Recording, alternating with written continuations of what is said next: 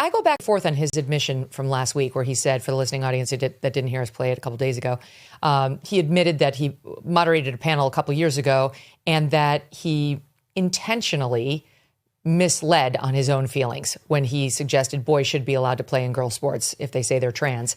And now he's saying that he hasn't turned since then. He hasn't come to see the error of his ways, that he was actively lying about his opinion at the time in order to not be, ostracized by the crowd, to be loved.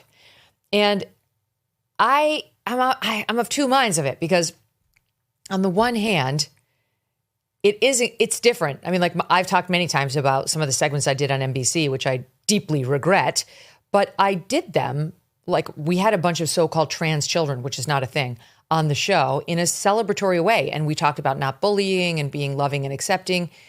And I say to the audience, and I think my audience knows me at this point, that was done truly out of just kindness in my heart and a willingness to eradicate bullying of children. And without an understanding at the time of how we were all being manipulated and misled by activists who do not have the well-being of children at all in the forefront of their heads. So I see that as very different from what Malcolm Gladwell did. He lied. He was too cowardly to admit how he actually felt. And so I feel okay, so he does deserve some shaming because he was cowardly. Now he's saying it himself, though, which leads me to the second piece of mind on it, which is, shouldn't we encourage that?